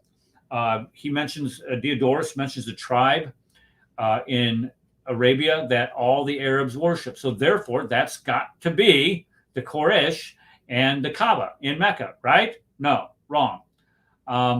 This includes the Arabs up in the Transjordan region, and the Sinai is where he's referring to. And he's referring to this group of people right here. I don't know how to pronounce that. The Banizamenes. Do you not pronounce that? Banizamenes. Something like that. These guys are 500 miles away from Mecca. That's who Diodorus is referring to. So when we look at these rescuing devices, whether it's absence of evidence, Ptolemy, Diodorus, it all falls apart. Why? Because this tribe right here is clear up by the Nabatean region. And we find this in the Dictionary of Roman and Greek Geography. So this, unless they're a bunch of Islamophobes themselves and wanted to try to eradicate Meccan history, you're going to have to make that argument against their Islamophobia.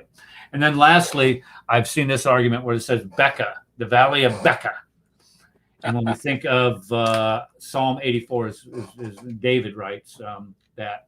But both of them mention Becca, but the Psalm mentions the Valley of Becca. And we think of David. David is writing over 700 miles away about, and if you're trying to, I mean, this, again, here's credulity. This stretches credulity. You're trying to say that David, writing 700 miles away from Mecca, let's see, he would have been 1,000 BC, 1,600 years before Muhammad. I'm sorry, it just does not work out. When we look at verse 1, it says, "How lovely is your dwelling place, Lord Almighty." Where is the dwelling place of God? Well, that's in Jerusalem. That's where they had the Ark of the Covenant and the mercy seat.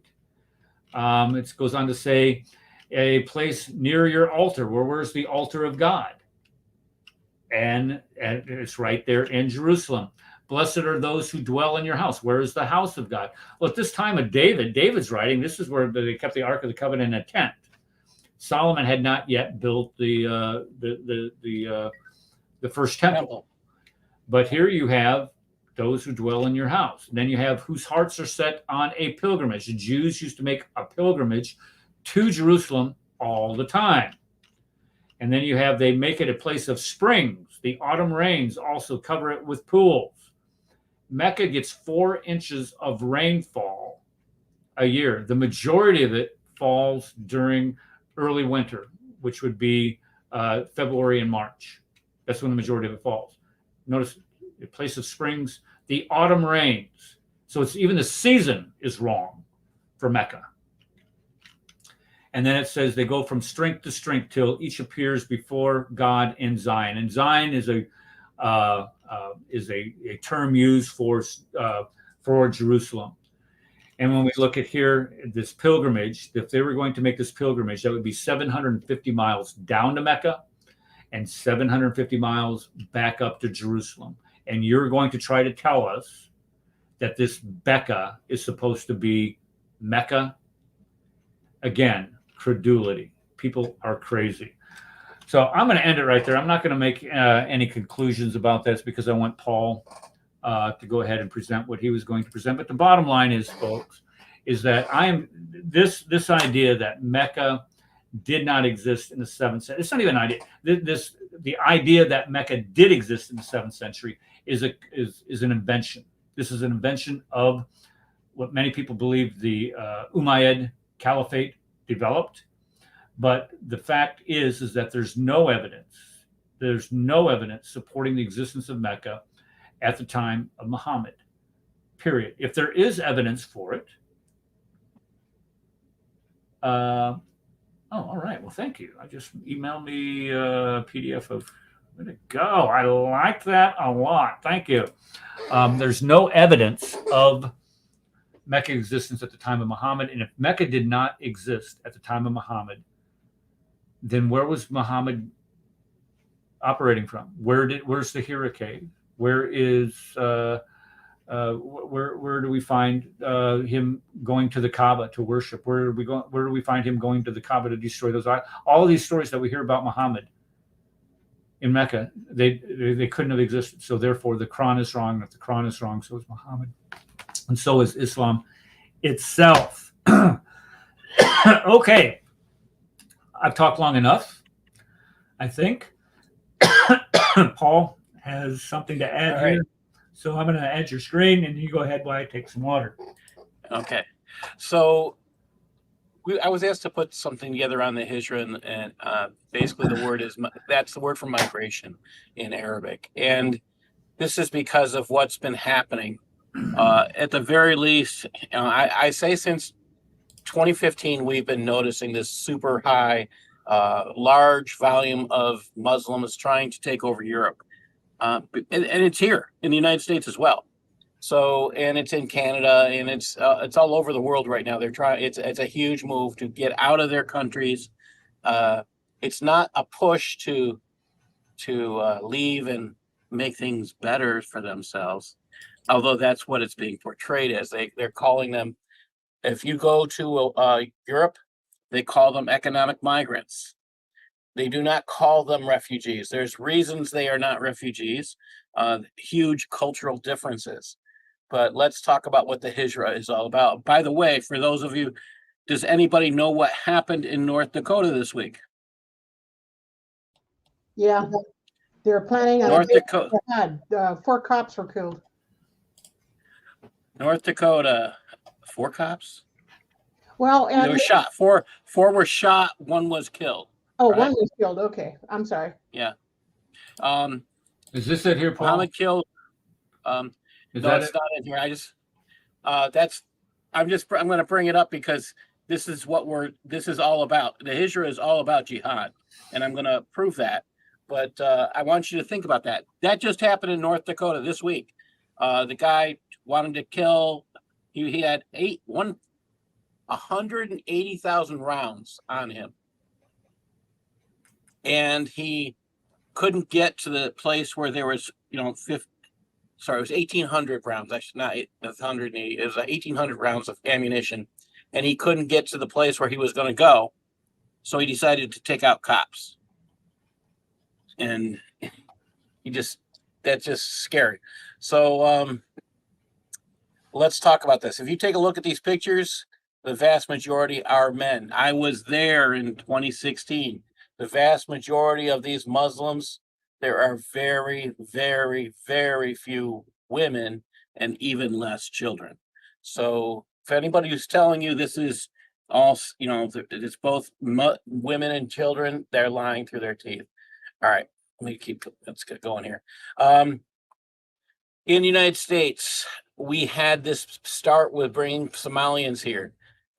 We've had serious issues. A friend of mine who used to run the Catholic Family Services Refugee Resettlement Program here in Rochester, he quit after the Somalians came in because they did not want to work, and it destroyed his reputation.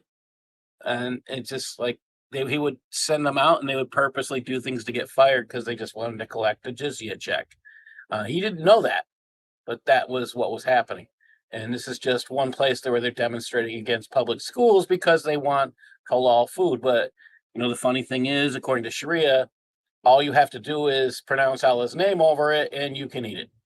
All right, let's take a look at what the hadiths say about the Hijra. This is Kitab al-Mathal, reported by Timri. I charge you 5 of what Allah has charged me with: to assemble, to listen, to obey, to immigrate, and to wage jihad for the sake of Allah.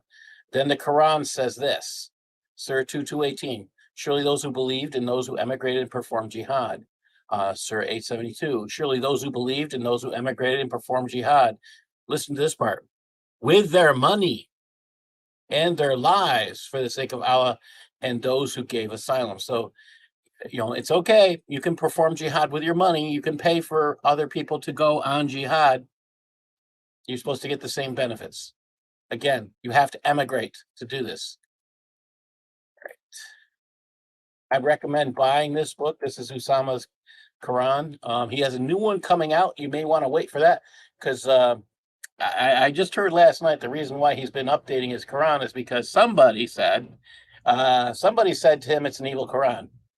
He says, look, I'll give you an evil Quran. And last night he announced one of the things he's doing is, the word nikah is no longer translated as marriage in his new Quran. It is translated how it's supposed to be translated. It's the F word. Oh boy. Yeah. I got a funny story on that real quick that I want to tell you. I'm sure Eric knows about. During the Iraqi occupation, U.S. Central Command, they came up with an idea, because as Eric, as you know, the military does everything in acronyms. They came up with this brilliant idea to get the Iraqi people to go back to work and help them. And the acronym spelled out NICA. And the soldiers that were handing this stuff out, it literally said, help U.S. NICA Iraq. Okay? And they were handing this stuff out there, and they couldn't figure out why these Iraqis, they were just getting really pissed when they handed them out. And somebody kind of told them, funny stuff. If you remember those gazetters that I mentioned about, that would be given to military commanders so they would know who to recruit, where to go, what the social norms, what the cultural norms was, and how not to offend that culture. Our intelligence agents, our military MI guys would have been best to read one of them things before we went in there. Oh my gosh, yeah, that's what my that's what my last book is really on. I should have read that. All right, let's get into this. Here's the thing I want to say is these verses, they repeat almost word for word, and that just is another just another show and tell that you can't trust the Quran as reliable literature. Quran 7, Surah 874, and those who believed and emigrated and performed jihad for the sake of Allah. 875, and those who believed and afterwards and emigrated and performed jihad. What's the purpose of the hijrah? That's what emigrated is. This is the word hijrah. But what is the purpose? Jihad. Let's look at Sahih Bukhari. The Prophet said, the reward of deeds and on intentions, and every person will get the reward according to what he intends. So whoever migrated for Allah and his apostle has migration for the will be for Allah and his apostle, and whoever migrated for worldly benefits or for marrying a woman, it probably says Nika there, then his migration will be for what he migrated to. Again, next one. The prophets, this is from Umar bin al-Khattab, from Sahih Bukhari 2529. The prophet said the reward deeds depend on intentions, and every person will get the reward according to what he intends. So whoever migrated for Allah and his apostle, his migration will be for Allah and his apostle. Whoever migrated for worldly benefits, marrying a woman. Again, if you're doing this for Allah, that means you're doing it for jihad. Please understand that. That's what that exactly means. Muslims will know that. Average person will not. Here we go again. Sahih Bukhari. This is 2783. Ibn Abbas narrated this. Allah's apostle said, there is no hijrah from Mecca to Medina after the conquest of Mecca, but jihad and good intention. So now you understand. There is no going to a non-Muslim country without the intent of jihad. This is what their literature says to them. I'm not quoting anyone else, but their literature. We go. Sahih Bukhari 4309. I said to Ibn Umar, this is narrated by Mujahid. I said to Ibn Umar, I want to migrate to Sham. He said, there is no migration but jihad for Allah's cause. You hear that? They put the two together. Go and offer yourself for jihad, and if you find opportunity for jihad, stay there. Think about that. These are the people moving into your homes, moving into your areas, and just think about the 100,000 plus. So it was about 120,000 they brought here from Afghan without vetting. Think about that. Afghanistan, they came with their child brides. They came with their deep beliefs in Islam, and they don't speak a word of English, some of them. All right. Now, this is the problem. The counterterrorism manuals are wrong. And this is a counterterrorism trends analysis. It's a professional journal that intelligence analysts will read, and it's full of crap. The concept, it says here, the concept of hijrah represents Prophet Muhammad's migration from Mecca to Medina. Again, this is way off. Is of great importance to Islam. Okay, yes, there was a migration. Again, that's what the word means, but they don't understand. The Prophet migrated to Medina because Muslims face persecution. No, he migrated to Medina because he wanted to start a war against Mecca. That's what it says in the Seerahs. If you read the Seerahs, you discover that. Again, these people who wrote this had no clue. Consequently, mainstream Islamic discourse, hijrah constitutes moving from Dar al-Harb to Dar al-Islam. Catch that part. They got that one right. Dar al-Harb, which literally means house of war, refers to lands where Islamic law is not implemented or where Muslims do not enjoy the freedom to practice their religion. That's close to accurate. Conversely, Dar al-Islam, which literally means house of Islam, refers to areas under the rule of Islam. It does not mean peace, people. This rule of Islam is Sharia, where Sharia is implemented. If you're in a Muslim country where Sharia isn't implemented, you're not in Dar al-Islam, is what they're saying.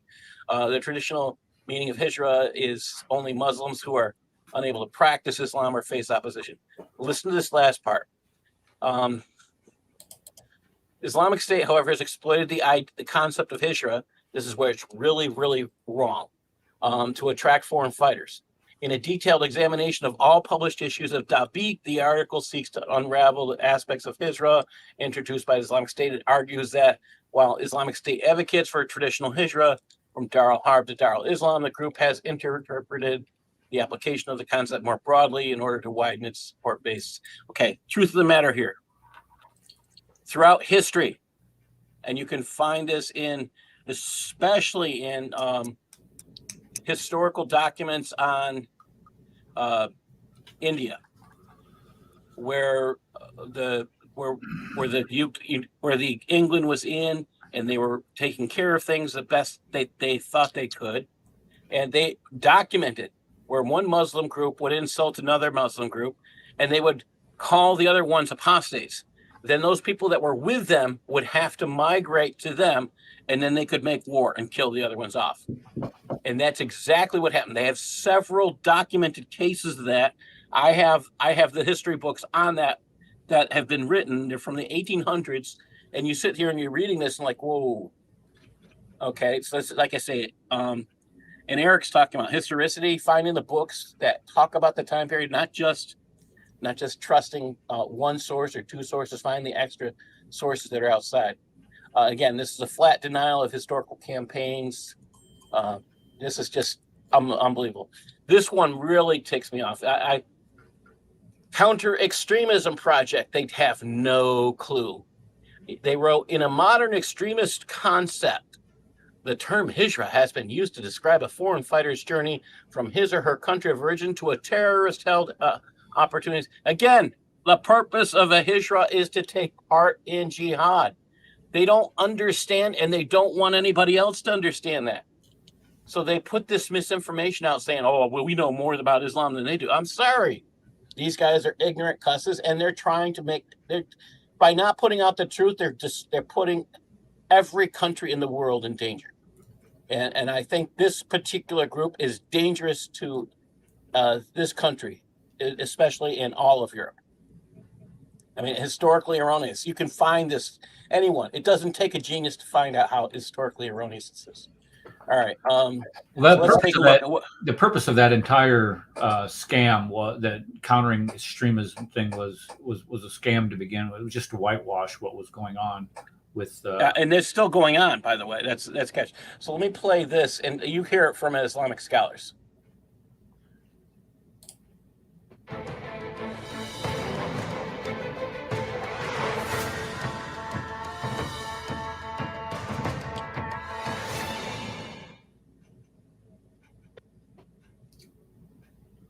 Anyone who knows that they have the ability to migrate, go to their home country, where they originate from, where they will be open hand, people, their community and their families are ready to take them back in, and stays in the lands of the Muslims.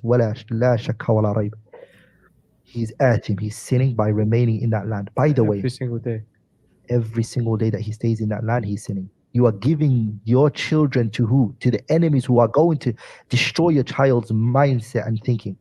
There are 4,500 Muslim heritage children in care in Britain. These children are of Muslim. Keep in mind, these are Muslim children. They've been taken from their families, and their reason for this is that the child has gone through abuse and neglect, family breakdown, a parent or child's illness or disability, and lack of family support. And then they say the vast majority are removed by social services on account of harm or profound risk of harm.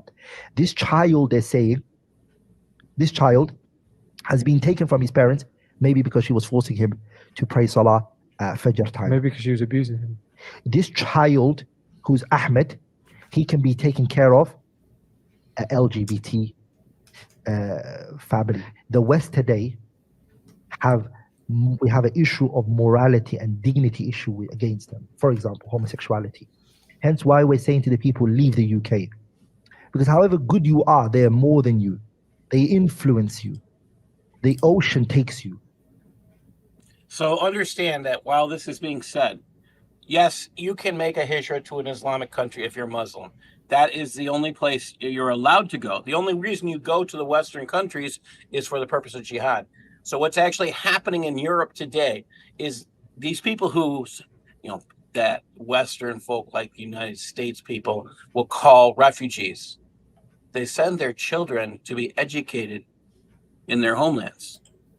I'm talking about Syrians. I'm talking about Iraqis. I'm talking about all these places you consider dangerous. Somalians. In Sweden, they're sending them back, okay, and they've given them, people have gotten refugee status, and they get caught sending all their kids back. I'm sorry, remove their refugee status. All right, here we go. Mufti Q&A on this.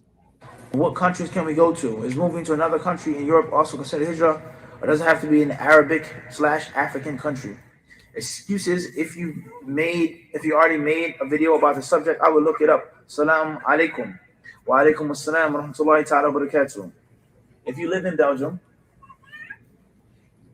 and you feel that the hijrah is mandatory, as some of the ulama of Islam explain, they say it's absolutely mandatory, regardless whether you can practice your religion or not, regardless whether you can take pride in your religion or not, regardless whether you're persecuted or not. Many of the ulama of Islam, they say that hijrah, leaving the lands of kufr and shirk, is mandatory. Mutlaqan, absolutely.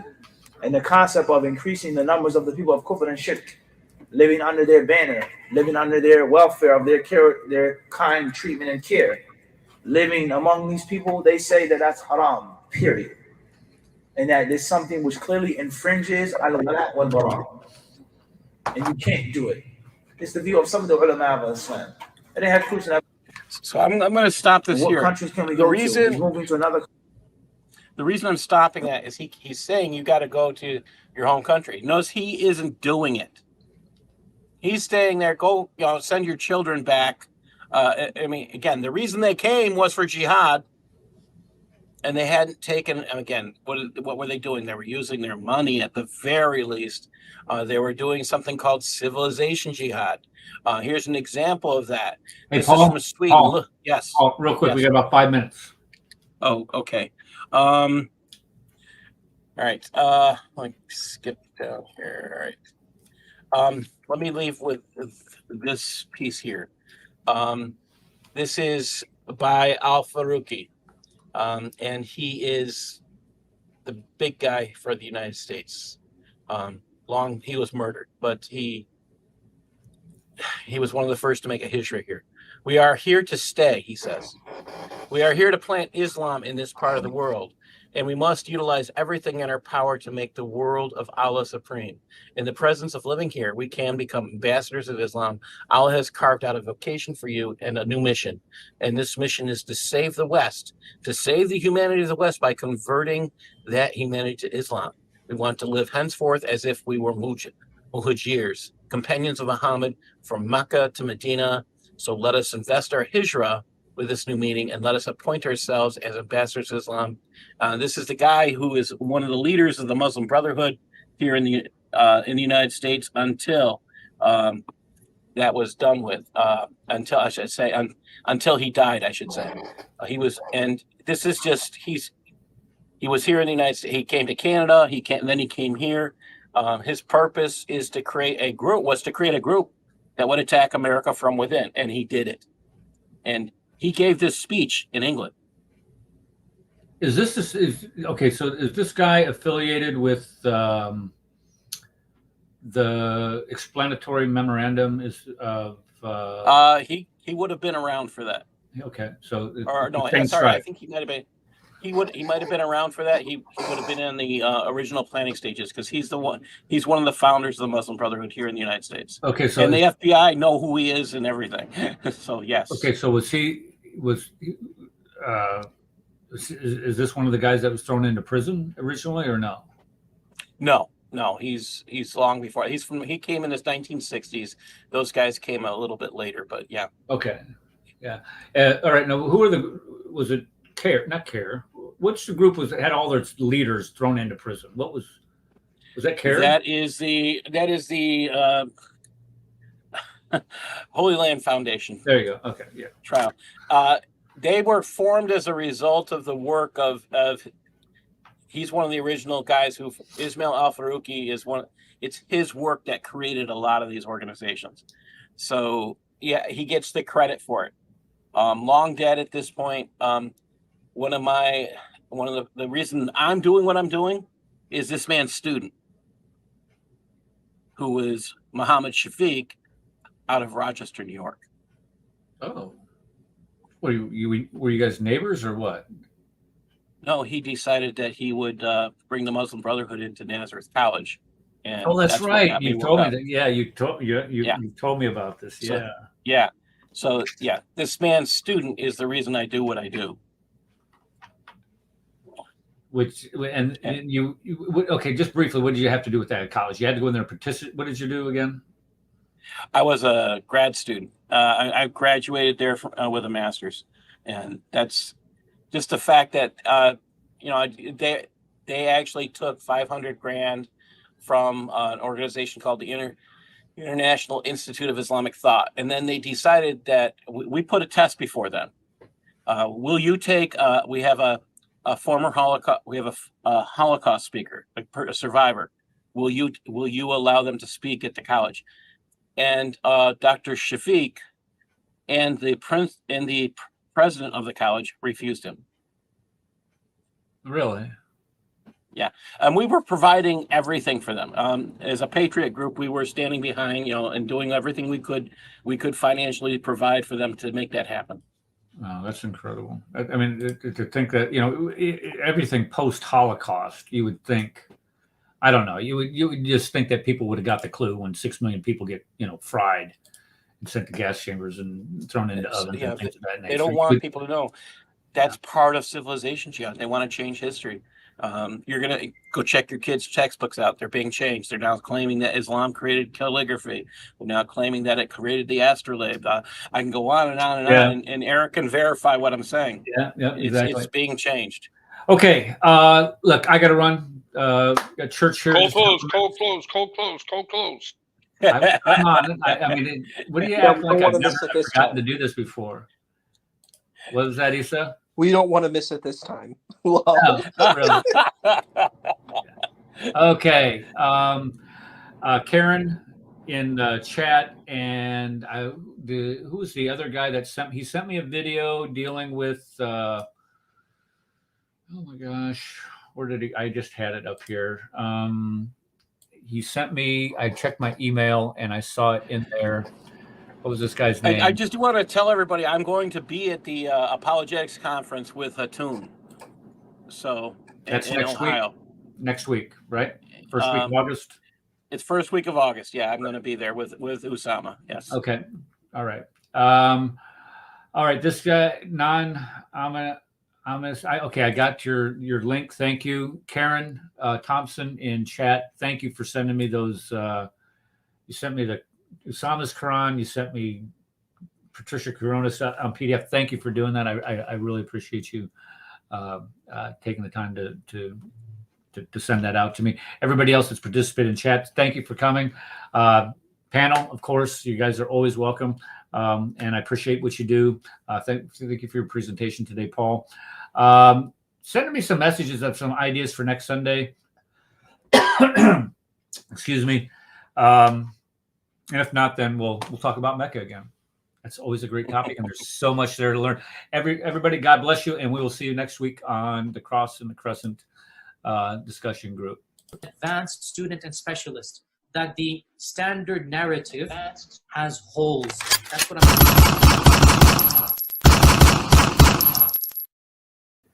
that the Muslims were rioting against one another. And as much as we don't want to face the fact, the Muslims were lying sometimes. They were fabricating, they were embellishing, and that might be hard to accept, but that is a reality.